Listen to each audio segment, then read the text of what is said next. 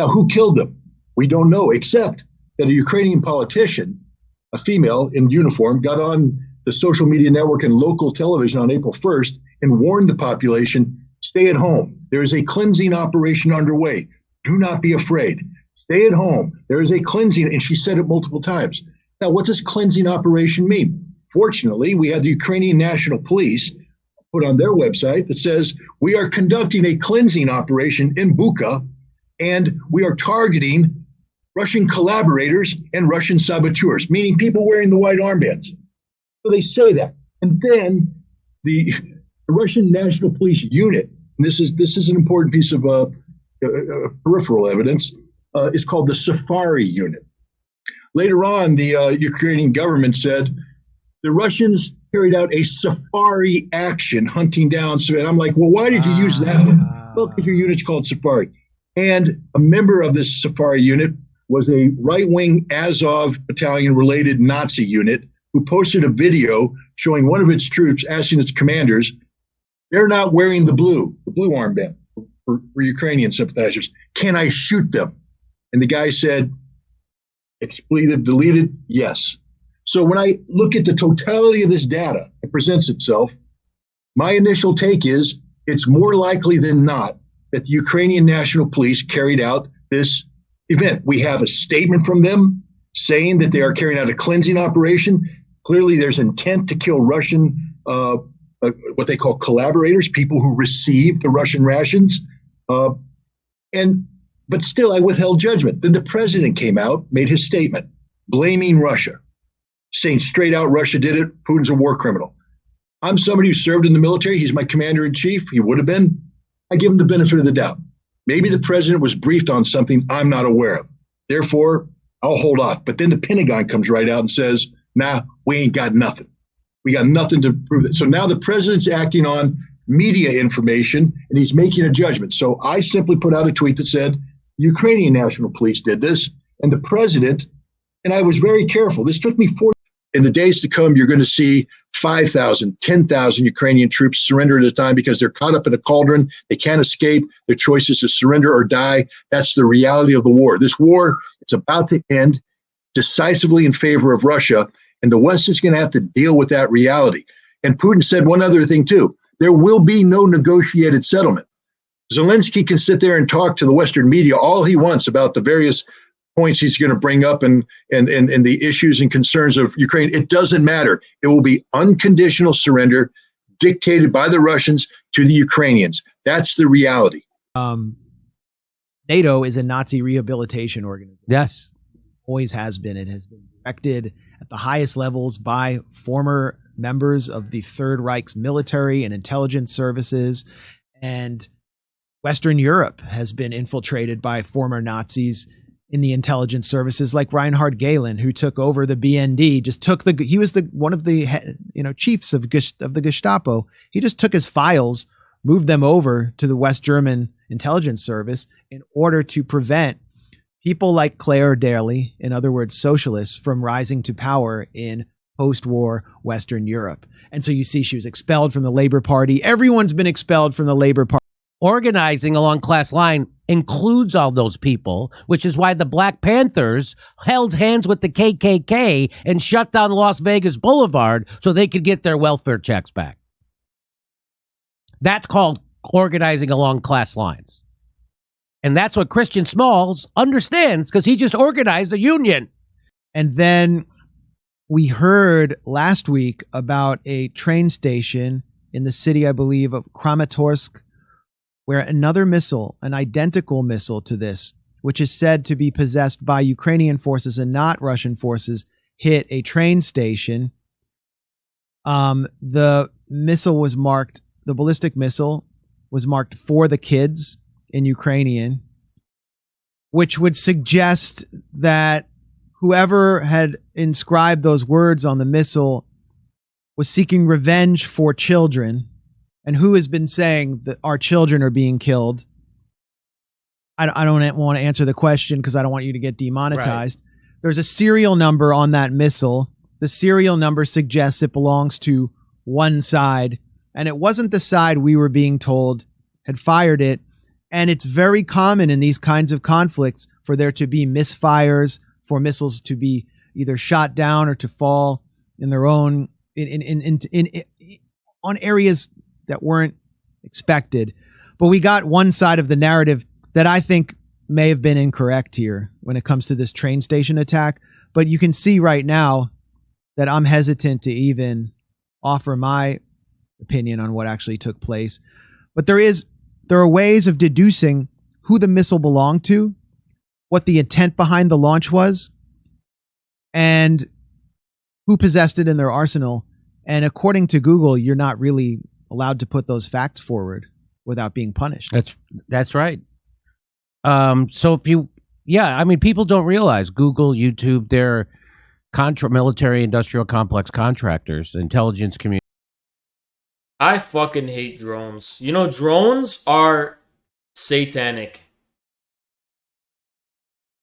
Well, not all of them, but I'm sick of this cringe drone warfare thing. You know, motorcycles will destroy drone warfare. Just watch. Yeah, they're gross. And again, the reason why I'm showing you Tucker Carlson is because people have such a low opinion of Tucker Carlson. I mean, the liberal class and the Democrats. And the reason I show up is because if Tucker Carlson can get it right, that means you should get it right too. Because Tucker Carlson is just as dumb as me. And that's why I show you Tucker Carlson. You should be embarrassed that Tucker Carlson can ask critical questions that you won't. Regarding T. Carlson and Rutger, people always, again, like to say, why are you propping up the not doing that, you assholes? No, I mean, that's the point that makes it so... Woo. Fundamentally, elections are about the economy. Tucker Carlson told the truth. Everybody take a shot. What? When Tucker Carlson can call you dumb and he's on point. Tucker Carlson can dismantle you. Ugh.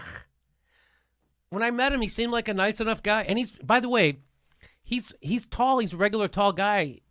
Tucker Carlson making him look like a boy. Yeah, he's charming. He's very funny. Yeah. You meet him, he's super affable. He's super affable. Right now, we're going to talk about Tucker Carlson. We featured Tucker Carlson on the show before, seeing what they'll let Tucker Carlson tell the truth about. Mm-hmm. So he was able to tell the truth. They allowed, at Fox News, they allowed Tucker Carlson to tell the truth about, and I mean it in a good way. I mean, Tucker, you know, every once in a while, Tucker Carlson hits a home run. But here he is, he's going to tell the truth. Something's wrong. There's nobody's allowed to be an anti-war voice? No. Except Tucker Carlson. Or Tucker Carlson talk about war making strange bedfellows. Tucker Carlson, all right. He's actually done great work on Russiagate. You watch the comments, watch the morons, watch the idiots, watch the people who are a cancer on this fucking country, because those kind of people are so fucking stupid. Tucker Carlson. Well, fingers crossed that Elon can save us all. I mean, I'm not that hopeful, but maybe he'll do something useful. So, Max, yeah. I want to talk to you about a lot of things. I don't want to just talk about Ukraine, which is, I know you've been doing the Ukraine circuit for a while now. We have to talk about that. We will start by talking about that. But I want to cover a lot of stuff with you, if you don't mind. But let's do Ukraine here first. And so here's my thing about Ukraine. This might be the first foreign policy issue in which I'm deeply skeptical of just about everyone reporting on it. I mean, I think that you guys in the gray zone might be doing the best work, but if someone were to ask me to prove that, it'd be tough. I do say to everyone, especially with this conflict, with this particular issue, to be skeptical of any piece of information about Ukraine coming out, a lot on all sides. And you know, I've always been on the anti-war side, and I'm on your side on this completely. I generally agree with your analysis of it, but it's just so hard, especially in a war. You know, reporting from wars is notoriously difficult, and getting good information during a war or about a war is notoriously difficult. So what do you want to say about that? Like, I mean, you have a very clear line that you guys have been advancing at the gray zone, very clear analysis. What is it? I mean, how can you convince us, I guess, that what you're reporting is true or truer than what's being reported on CNN? Unfortunately, Biden has followed a basically Trumpian position in international relations. He said it very clearly early on, from the beginning. China has an overall goal to become the leading country in the world, and that's not going to happen on my watch. One of his first major foreign policy initiatives was to set up AUKUS, which is a security pact and nuclear-powered submarine deal between the US, Britain, and Australia. As a result, between AUKUS, NATO, and the Quad, there's now a sort of global military infrastructure of the new Cold War. And this military infrastructure targets China, it targets Russia, it targets Iran, Latin America, the Middle East, and Africa. Biden's really doubled down on the propaganda aspect, making these ridiculous and actually completely irresponsible claims about a supposed genocide in Xinjiang. And the US has become very active trying to spread these slanders as well, like coordinating with Canada, coordinating with Britain, Australia, and the EU, imposing parallel sanctions on China, and so on and so forth. So Biden isn't going back on the new Cold War. He's following the same positions as Trump in relation to China, Cuba, Russia, Iran, Venezuela, Nicaragua. And he's got support for that throughout the political system. The Cold War is bipartisan. And the situation in Ukraine currently is a manifestation of that. Whatever one thinks of Russia's current military operation and escalation, the underlying dynamic behind this conflict, which is an ongoing conflict and which didn't just start a couple of weeks ago, is this hybrid warfare to consolidate and strengthen US-led imperialism and to oppose the forces of multipolarity and multilateralism. That's why NATO has to expand. That's why AUKUS has been set up, why the Quad has been reactivated, why China has to be denied access to advanced semiconductor technology. It's about recognizing that China, Russia, other key countries aren't just going to be absorbed into the so-called liberal international order, and therefore trying to contain them, trying to weaken them, trying to destabilize them, and it's ultimately preparing for the possibility of waging war against them. The ICC was created not to bring Europeans or Americans to justice. It was to bring the third world to European justice. Mm-hmm. Its primary function was to prosecute, genocide in Africa, and it should never been allowed to do that. Never been allowed to do that. Africa needs to police itself.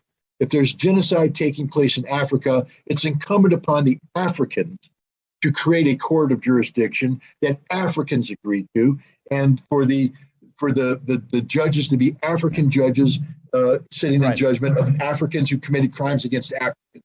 That's the way it has to work. It's just quasi-colonialism. Literally, it's sickening. Ali Veshi says this remarkable New York Times investigation using satellite imagery disproves the Russian claim that somehow Ukrainians themselves killed or planted the dead bodies discovered in Bucha. So this was, a lot of people are saying, is a false flag. And the evidence is pointing that way. And so he's relying on the New York Times, who got a satellite image from a fucking defense contract, a shady contractor. And of course, it's from the New York Times. So you can't trust the New York fucking Times. He also doesn't. Yeah, he's not mentioning that they digitally recreated it. He's in also his tweet. He's also an investigation. He's also not mentioning on the same day that the Pentagon said they couldn't confirm it. Well, look at the thing. Yeah, so what? It is remarkable. Yeah. It is remarkable. So because he says this is remarkable. It's been a remarkable investigation by the New York Times that said that Russia committed a war crime, and then of course the Pentagon can't confirm it. And I just want to say, yes, it is remarkable, Ali Veshi, especially since just a few years ago, I saw every mainstream news outlet reporting on how digitally recreated crime scenes and criminal justice cases are absolutely unreliable as evidence and no longer allowed for that very reason. It leads me to remark. Yeah, like they just report on how you can't do that. Yes, they did. So and they're doing it.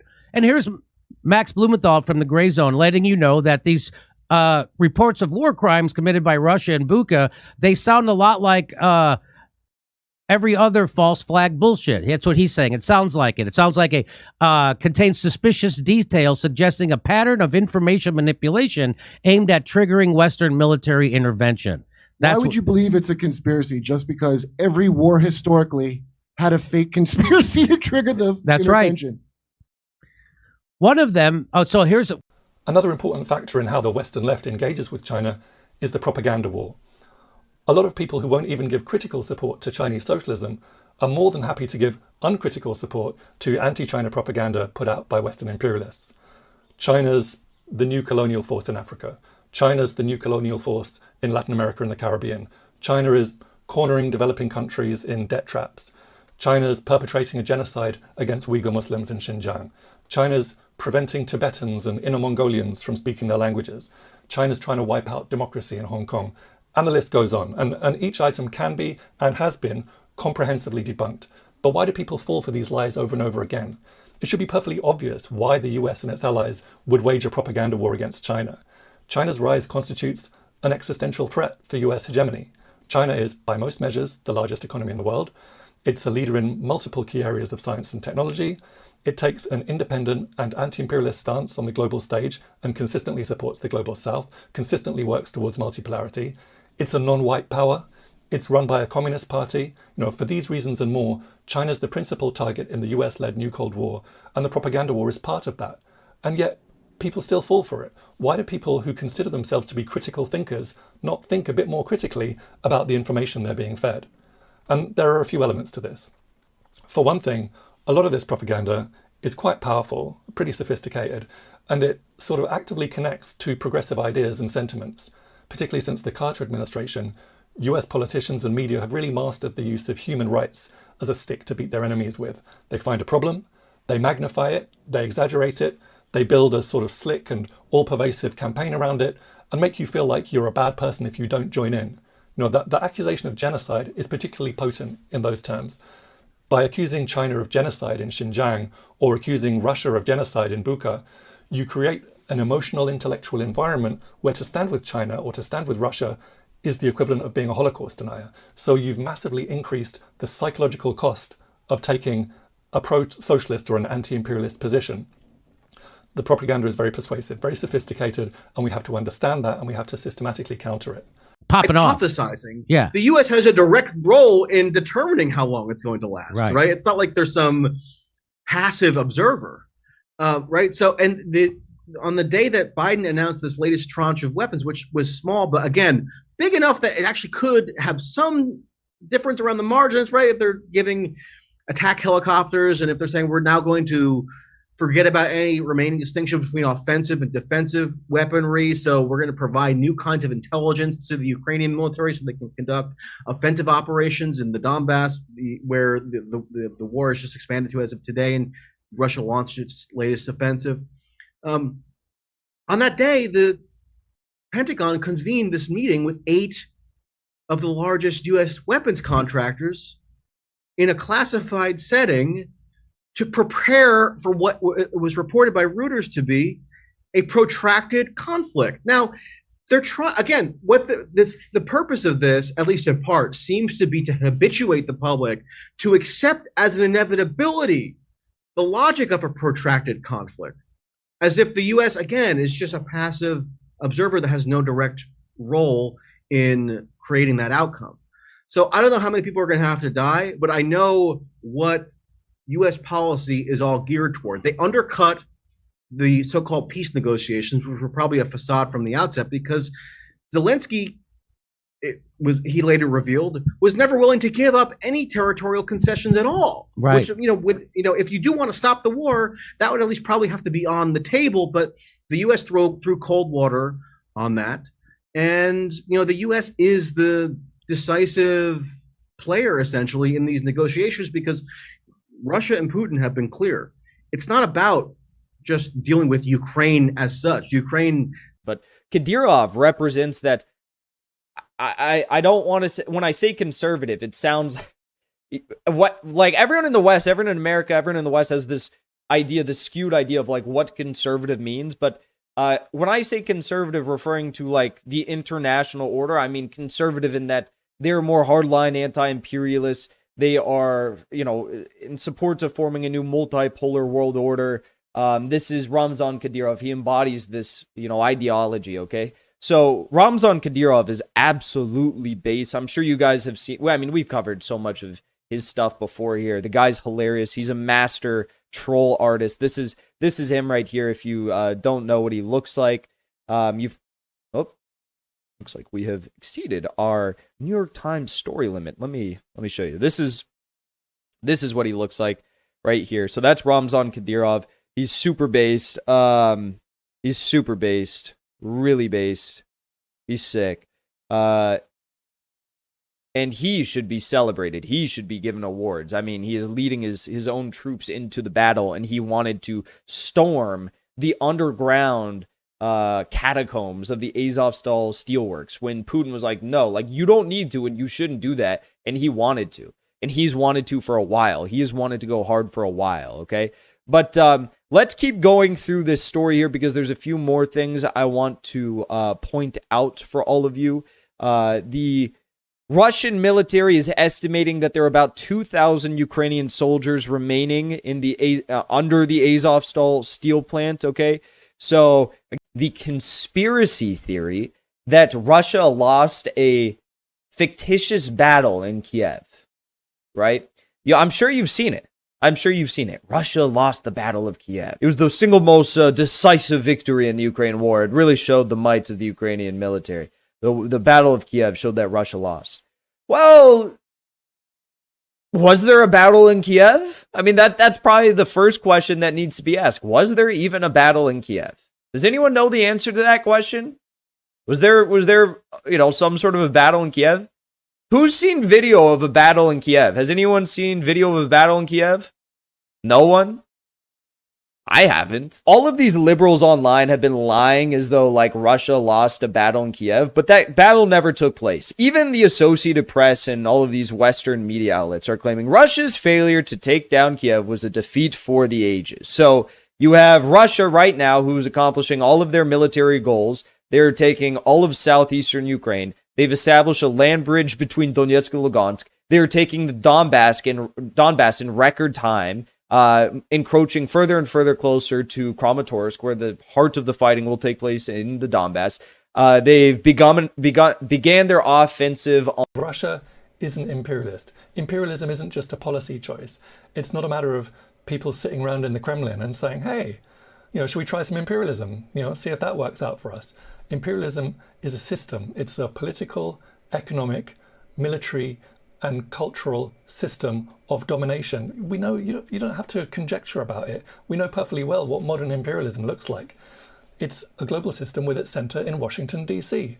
It involves approximately 800 foreign military bases. It involves an enormous cache of nuclear weapons. It involves dollar hegemony. It involves domination of the IMF, domination of the World Bank.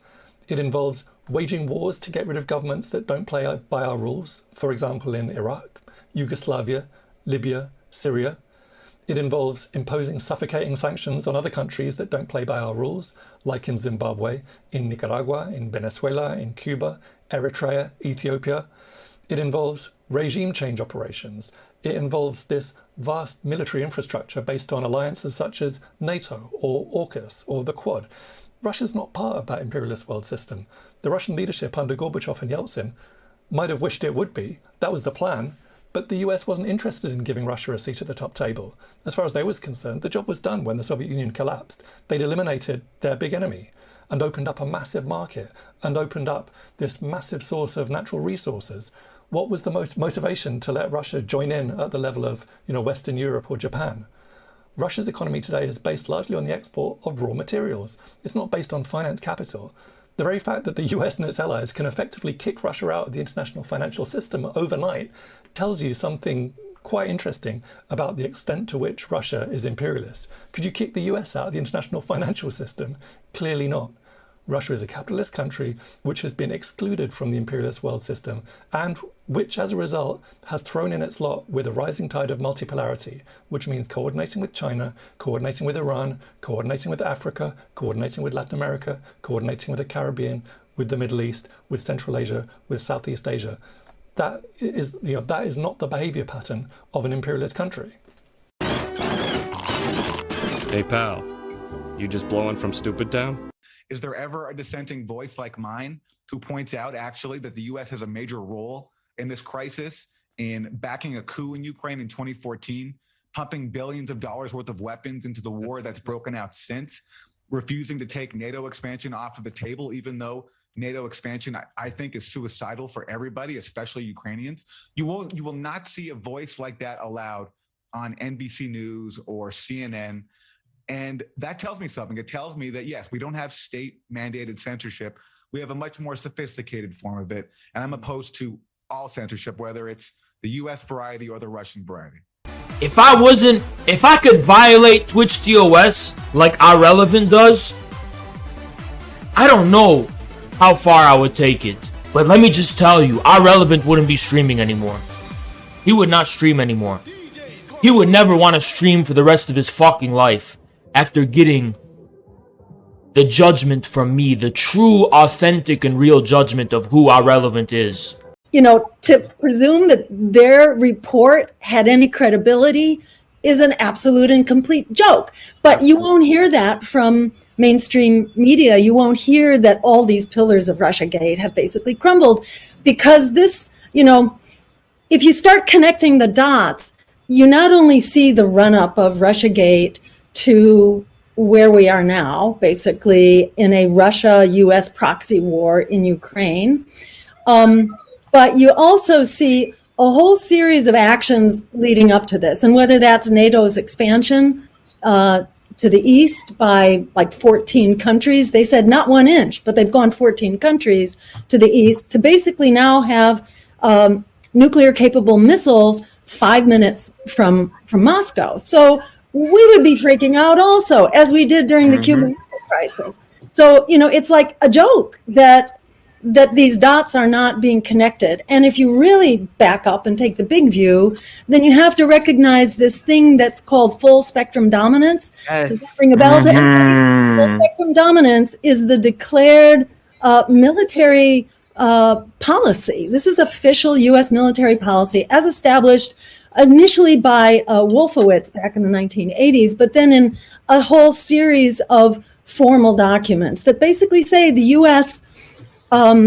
Will be guided by a doctrine that says we must dominate, you know, and particularly other major powers. So that means Russia and China. We will dominate, and we will fight in all spheres, not only conventional military, but also information war and economic warfare and sanctions and nuclear, and that we will undertake preemptive war, including preemptive nuclear, in order to do that. And, you know, this was basically an admission that you can't take them at face value about anything that they say. Look at transgender Marx. So how would you feel, how do you think Marx would feel if you call him transgender? Go ahead. I feel pretty good about that.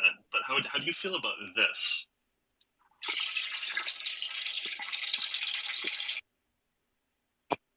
Bruh, like I'm saying, that's just, yeah, I think that's like, look, that these are communists. That's what a communist is.